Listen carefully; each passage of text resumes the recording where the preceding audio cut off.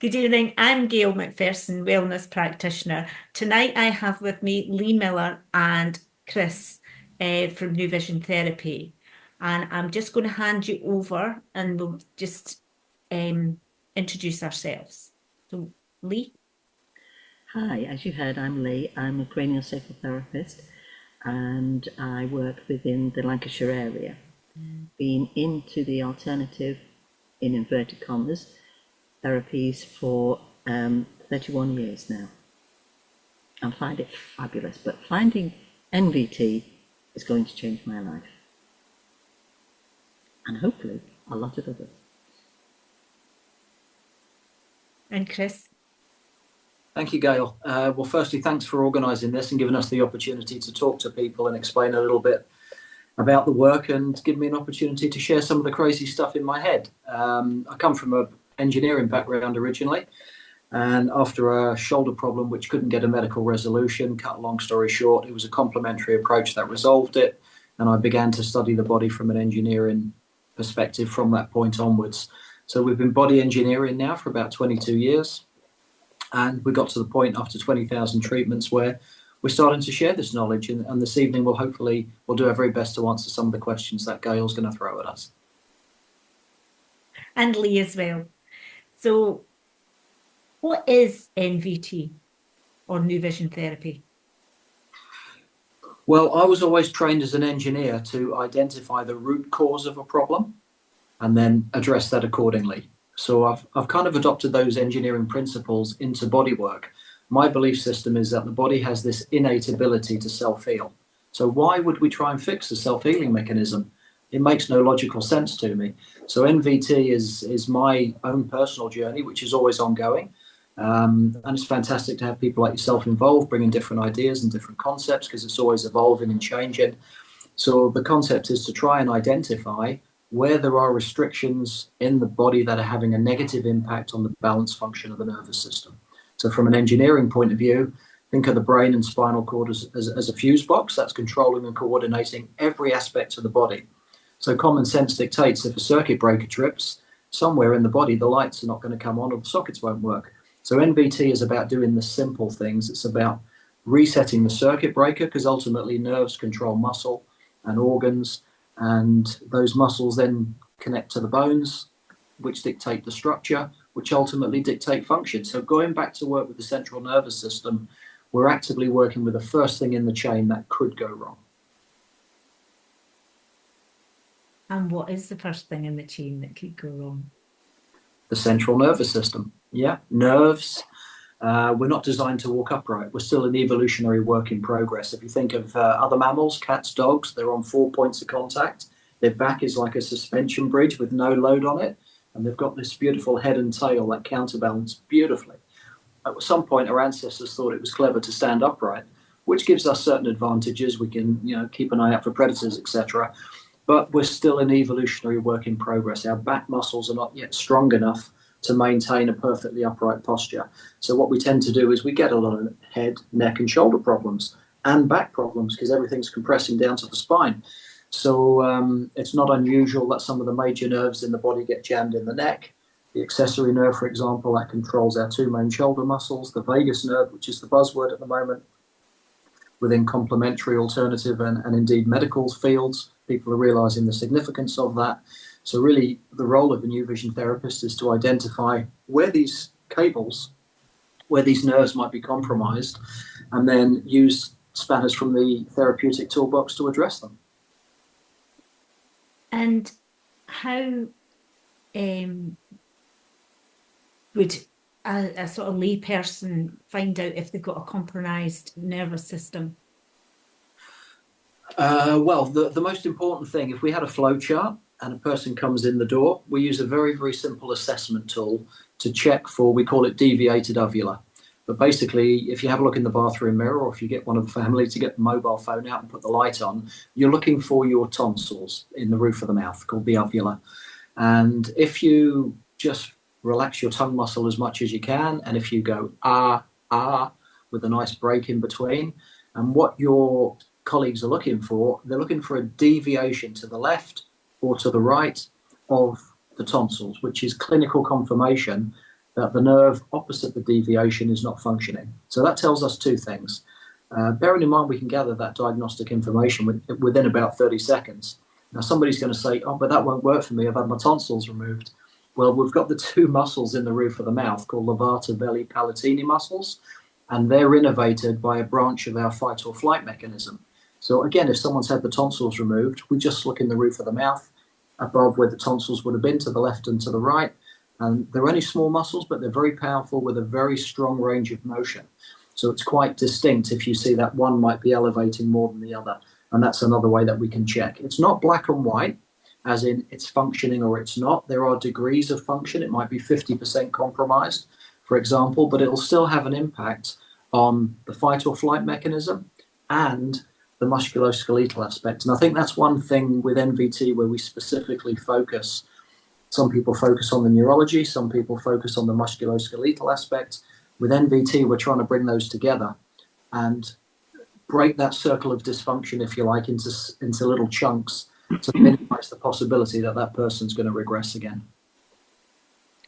And what symptoms would somebody have of, say, a cranial nerve dysfunction? Again, it depends on the cranial nerve that is compromised, but the vast majority of people, we tend to specialize in long-standing chronic conditions that are either not responding as hoped to conventional medical practice, or we get the people that maybe they're visiting the physio, the chiro, the osteo on a regular basis, and they're okay for a few weeks, but they keep regressing. So with the more complex or long-standing cases, you will generally find there's a pattern that develops, and after 20,000 treatments, what I've noticed is it's usually where your head sits on the top of the neck, the junction between the base of the skull and the bone behind your ear, the temporal. These bones fit together like a tight-fitting jigsaw, and there's a little tunnel called a foramina. And what passes through there is the blood supply draining from the brain back to the heart, and 3 of the 12 cranial nerves, 9, 10, and 11. So the 2 that we're mainly interested in is 10, the vagus, and 11, the accessory, which controls 2 of the main shoulder muscles. So symptoms would be wide and varied, to be honest. But if someone's stuck in a fight or flight mode, then what's happening is their entire chemical balance is changing. They're wired to suddenly look for the lion in the room. So the signal changes to the heart, to the lungs. The top third of the esophagus shortens, so we can end up with digestive issues, reflux, indigestion, heartburn if it's been there for a long time. A lot of people with chronic, complex, medically undiagnosable conditions, quite a high percentage will have hiatus hernias because this shortening will have been there for many, many years until gradually that stomach gets sucked up through the respiratory diaphragm and causes these chronic symptoms. But people find it hard to relax, low on energy, headaches, migraines, back problems. Generally speaking, it will be a lack of ability to relax even in a safe, peaceful environment. That's one indicator. Any other types of people or types of conditions that may seek out NVT?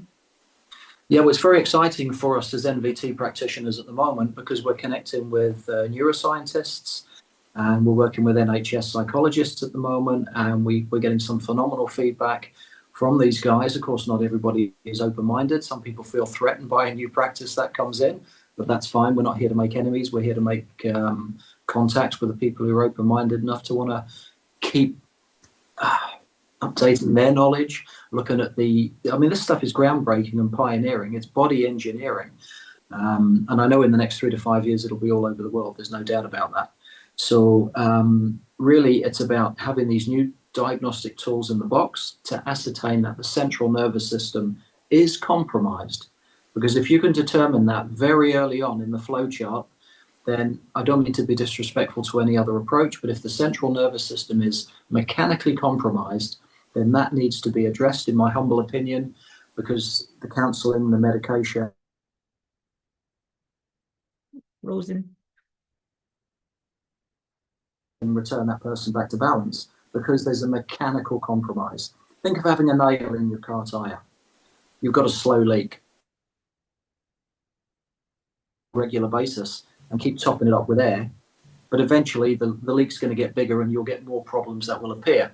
That is treating the symptom. It's firefighting. For me, again, with an engineering approach, you want to go there, take the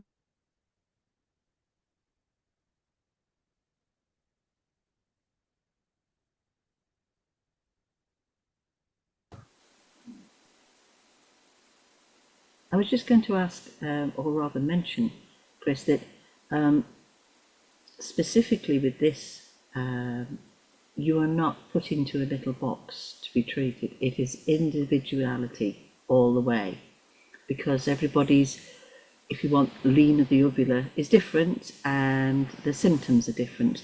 So this offers a basis for looking at you as an individual. How would you communicate that to a prospective patient? Well, basically, I like to keep things very, very simple. Anyone that's worked with me knows that simplicity is the key for NVT, because a lot of people will be completely bamboozled when you start throwing in complex medical terms. Mm-hmm. So what we do is when somebody comes in for, because we've got two parts of the brain, obviously an analytical part and an intuitive part. So if two people walk in the room and you only shake hands with one, well, the other one's going to feel a little bit left out. So if a new client comes in, we always spend a few minutes explaining the fundamental basic engineering principles of NVT, but we don't use any medical words. There's no need for that unless I'm working with someone within the medical community. We're going to talk about expanding balloons, swing boats that people can relate to, because the central nervous system has a mechanical aspect to it. Basically, if you visualize a tadpole-shaped balloon, it has a regulated inflow and outflow of fluid, a little bit like an immersion system at home. But as this fluid is flooding into the system, there is a very subtle expansion. And as the expansion occurs, because of something called fascia within the body, which is like a spider's web, for want of a better description, a very thin layer of connective tissue that permeates the entire body from top to toe, as this fluid is produced, this balloon on the center line expands, and the whole body should widen. And then as the fluid is reabsorbed back into the blood supply, there is a contraction. So it's a very, very simple mechanical concept, which we explain in simple terms. And it's amazing because people might come back after 3 or 4 weeks if they feel the need for a follow-up. And the first thing they'll say is, how's my swim boat doing? Yeah. So, I mean, for me, when somebody comes in, of course, I'm respectful of why they've come in. Is it a back problem, headaches, migraine, shoulder, etc.? But to be honest, what I'm interested in is not so much what's wrong with them. I'm more interested in what's not right. Because the one thing I have learned over the years is it's very rare that one incident causes a problem. It's usually a cumulative buildup of unresolved trauma that we all pick up through life. So it's not this that causes this. It's this, and this. Cumulatively together means this body has lost the capacity to self-heal. So we explain that in very simplistic terms so that we've satisfied the analytical mind, and then, right, let's get on the couch and work with the intuitive. And I think the other question I would like to ask at the moment is, when we see other modalities, they say, oh, I need to see you for 6 weeks, or I need to see you for 4 weeks. The recommendation that you would give them would be what? Well, of course, this was part of my own journey as well. When I had a shoulder problem, I was getting pre-booked with people for 10 sessions at a time. And of course, now that I'm within the bodywork fold, I realize that a lot of it is down to health insurance. You are a blank check for £999 for most therapists. And that really upset me because some people haven't got private health insurance. And who's to say the body needs 10 sessions? It might need 1. It might need 2. The average for a new vision therapy protocol for a new client, we would see them for an hour and a half to go through the entire body top to toe. And then generally speaking, unless, obviously when you're working with someone, you're a therapist yourself, you get a good sense that you've nailed it. You've found the root cause and you're getting good indicators that that body's going to continue to recover in the coming weeks and months. So generally speaking, if I know that I've nailed it in the first session, I will just leave it with that person and say, you know what, see how you go. There are 3 phases to NVT, 3 to 5 days, 3 to 4 weeks, and then the DNA reprogramming cycle of 3.5 to 4 months. So generally speaking, I'll say to someone, see how you go. If after 3 to 4 weeks you feel the need to come back, then give us a bell. The only time I will suggest that I book a follow-up in is if I maybe feel I get 80% and there's a little bit left, which may or may not resolve itself in those 3 or 4 weeks. But on average, 1 to 2 treatments is what most people would need. Thank you. Can you tell us anything about any research or studies you've been doing? Yeah, our very first study was done in Jersey. We worked with a chief clinical audit analyst in the hospital, and we did, I think off the top of my head, it was 92 pre and post treatments. Information was gathered pre and post treatment. We weren't involved in that. It was completely run by the chief clinical audit analyst, as if she was looking at an individual department within the hospital. So it was done to the highest possible standards. And I think, again, from memory, you've caught me on the hop with that one, but I think 86% of all the people we treated, and these were all people with chronic medically undiagnosable conditions, 86% had complete or significant reduction of their symptoms within 1 to 3 treatments. We did a maximum of 3 for the purpose of the study. We're super excited at the moment because by the end of next week, we should have the results of a pilot study we did with Lancashire University, and that was trialing our NVT protocols on veterans with chronic post-traumatic stress, where again, they weren't responding to other interventions. We're super excited to be working with neuroscientists at the moment, and we're hopefully going to be working on a specific neurodiversity protocol because, of course, ADHD is going through the roof at the moment, and that I know from personal experience that there's a lot we can do to help in that field. Super. And what can someone expect when they come in? Can you just talk us through what to expect when they come in for a session? Yeah, again, generally speaking, if it's a new client, I'll spend 5 minutes just explaining the mechanics of the system, maybe my background if they're a little nervous. I think when people find out that my background is mechanical engineering originally and I didn't come down from Planet Gaga on the last unicorn boat, then they tend to relax a little bit more. Realize you're just a normal person that's been in pain for many, many years, like possibly they are. So you're already making a connection because you've walked the same walk as them. So I'll explain the mechanics of the system. And then literally, me talking is not going to make a lot of difference. So when I sense that, yeah, okay, they're happy, they're relaxed, I ask them if they've got any questions, and then we go straight to work because it's the hands-on that ultimately makes the difference. I'll give the person the choice. I will either say, look, I can explain everything as I go along. Some people like to be made aware of what's happening as I feel it. Other people just want to close their eyes and we catch up at the end of the session. It's their session, they're in charge, and they choose how it goes. So again, as we mentioned earlier with Lee, depending on how the session goes, if I really think I've nailed it and I've managed to pull those nails out the car tire and I get a sense that body's going to regenerate, because obviously as therapists we get good indicators that the central nervous system is functioning in a much more balanced manner. So I would generally say to that person, you might feel a little bit rough for 3 to 5 days. That's the first phase after the treatment. And people are often surprised by how they feel because the work is so gentle and so non-invasive. There's no manipulation involved. Some people will get off the couch and say, well, you didn't do anything.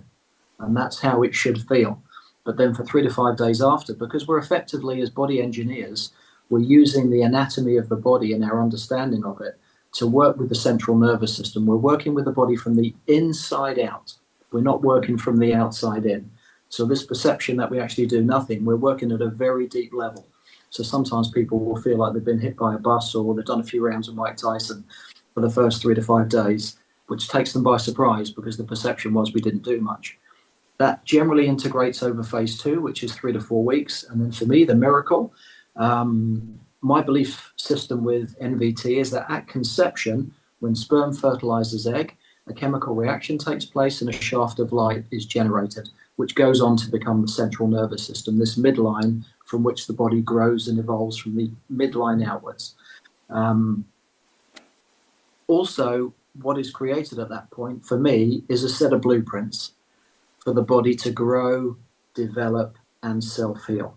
So if we suffer an injury or trauma and the body has, always use the example, if we break a bone, that bone will take approximately 3.5 to 4 months to fully regenerate from the inside out.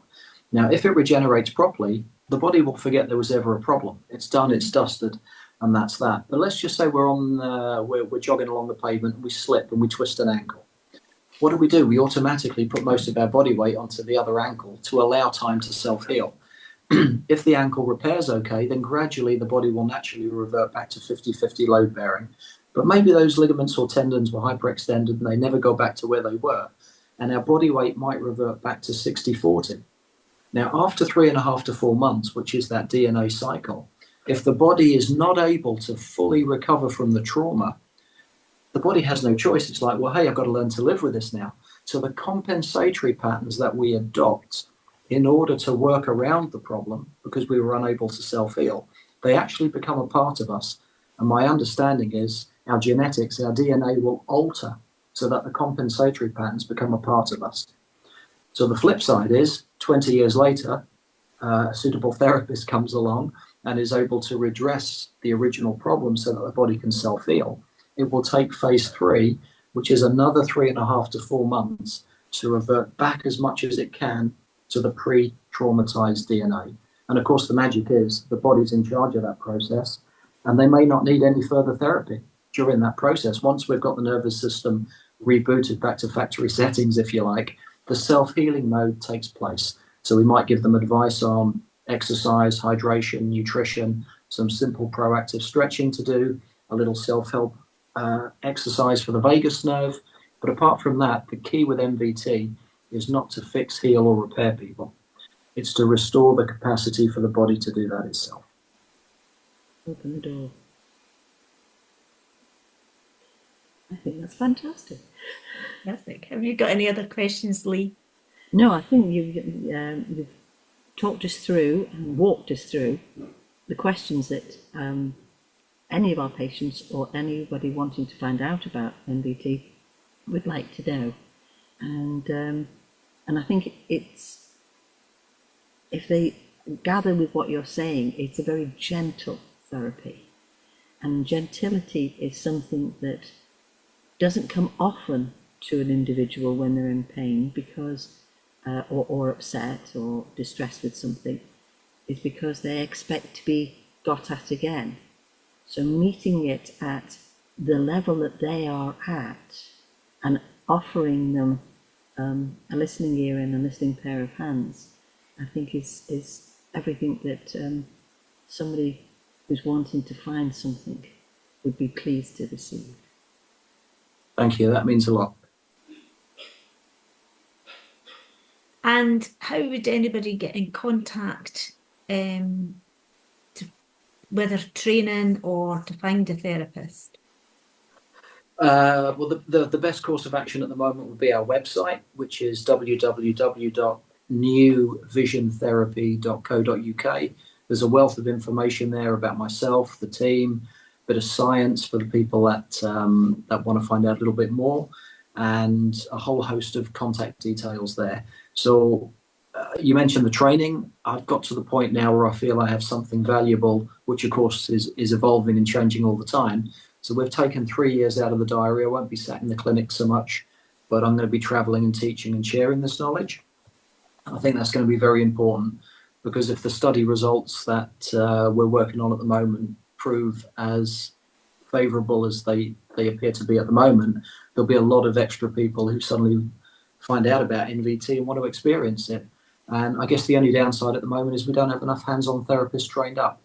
We're addressing that at the moment. We've got training programs in the southwest of England, Spain, the Canary Islands, Portugal very shortly. We've got people in Canada, people moving to New Zealand and Australia shortly. So it is on the build. But of course, anyone who's interested as an existing therapist to supplement their own toolbox, or maybe it's very important for me when I developed this training program that it was accessible to non-body workers as well. And indeed, some of the best people I've trained up over the years actually did not come from a bodywork background. They might have worked in an office or the corner shop or been a car mechanic, because I want to make sure this work is accessible to anyone. When I developed the PTSD protocol in Canada, it really deeply impacted on me when I saw the number of families that get ripped apart by the guys that were suffering from post-traumatic stress. It truly is heartbreaking. So maybe if a mum has a child with an ADHD diagnosis and they don't want to go counselling or medication, maybe someone's partner diagnosed with post-traumatic stress. I want these people to be able to access these simple, safe tools to help their loved ones. The beauty of it is it's the simplicity of it, but how powerful it is, you know, to the actual client and to the actual therapist. It's just this, you know, it's the simplicity in it itself, and the effects of that simplicity on the client is just phenomenal. Yeah, I think I get asked all the time, what is the difference between your approach and other therapeutic interventions? And I think one of the big things is certainly there is no intent to fix or heal or repair. That's the big thing. So when you're having a conversation with the body before you start the process of actually treating them, instead of saying, oh, I've seen this before, I'm going to fix that, it completely changes things when the conversation is, well, hi, what do you need to be able to fix and repair yourself? And then all of a sudden the body's like, oh, well, hang on, maybe nobody's ever asked that question before. Well, actually, I've got this and I've got that and I've got that.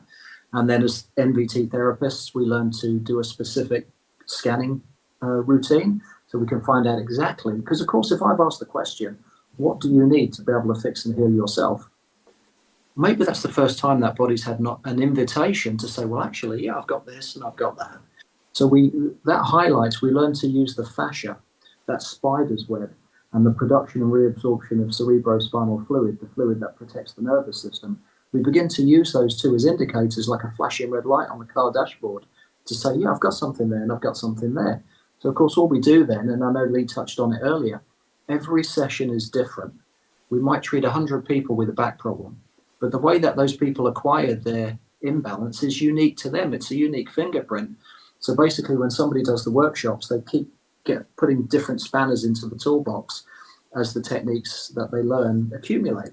But we don't want to paint by numbers. We have to learn to use the techniques. We do the case studies after the workshops to be able to understand how to use the spanners. But eventually we get this magical scenario where everything's in the toolbox. I haven't got a clue what that person needs when they first lie on the couch, but they do. So I'm going to ask them. And then by getting the feedback through the central nervous system and the fascia, we know exactly where the body wants us to work, because, of course, there could be 10 compensatory patterns. Usually there's one root cause. If you're unlucky, there might be two. But there might be one issue that goes back 20, 30 years. But then there could be a snowball effect of compensatory patterns, which is what actually drags the person in, because they might not have a conscious thought process that what occurred 30 years before is why they're getting the undiagnosable headaches, migraines, or back problems now. They wouldn't necessarily make that connection because it's so long ago. So at the top of all the workshop manuals, I put four very important things. Ask the body, trust what you feel, trust the body, trust the process. So really, when you get to understand how the techniques work, it fundamentally is very, very simple. What organisations in the alternative therapy world have recognised you? Well, when I worked with the military in Canada and I trialled my PTSD theory back in 2018, it was them that asked me to go and get my work accredited. So I came back, I was insured with FHT, which is sort of the Rolls-Royce of complementary insurers within the UK. And of course, they're international as well. So I spent 18 months with them discussing how I could create this program where I could share this crazy stuff with other people. But I wanted to make sure, and this was a stumbling block initially, again, as I touched on earlier, I wanted to make sure it was accessible to people who may have no background in bodywork. And that is still the same today. So at FHT were the people that accredited it through to qualification level. And we've recently also got insured, can get people accredited with a company called ABT. And that's a little bit easier for someone who's a non-body worker and doesn't have existing insurance. We're just in the process as we speak of setting up an AMP, Anatomy and Physiology, specifically for NVT. So someone who might do a workshop but is not a body worker and suddenly goes, wow, I really want to do this and I want to practice and help people, then they can do an anatomy and physiology, get a qualification which gets them licensed to practice, and then go from there. Thank you. Yeah. Any other questions, Lee? I think no. I think I've run out of questions. Anything else you'd like to sum up with, Chris?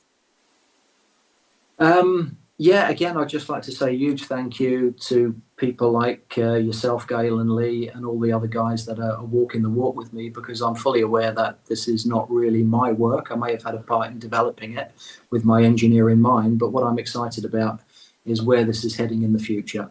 With the input from other people, we've got some really top-notch health professionals coming on board now with different ideas and different concepts.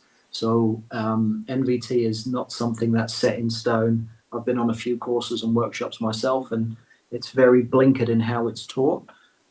This is, God willing, going to just evolve continuously, and I'm super excited to where this will be in the next 2, 3, 5 years. We adopt a little bit of quantum physics as well. I'm looking at numerology at the moment, the Tesla 369 code, because I think the potential is limitless. It truly, truly is. I know that I struggled when I did. If this might be some people who maybe are not body workers, it might give them peace of mind to know that when I started my cranial journey personally many, many years ago, I didn't feel what I was meant to feel. I couldn't feel what's called the cranial rhythm. I couldn't feel it for years, and indeed I got to the point where I stopped trying to feel it. But what I did is I had a clear, distinct intent of what I was trying to achieve. And that was the biggest, most valuable lesson that I think I've experienced to date. Intent changes reality. It's quantum physics. I think this is why we can take somebody off the street who has no background in bodywork. Don't make it complicated. Otherwise, people are going to think they can't do it, and just say, look, do this, and feel that. And of course, they can do it because it's kept simple. But it's the intent that is the most powerful thing. I believe you can be a therapist for 30 years, but if your mind is not fully there with that person on the couch, you're thinking about painting the fence this weekend or whatever it is, what's for dinner when I get home. Somebody who's there 110%, who might only have a month's experience, is going to get a similar result to your 30 years. It's about being present and there for that person. Absolutely. Thank you.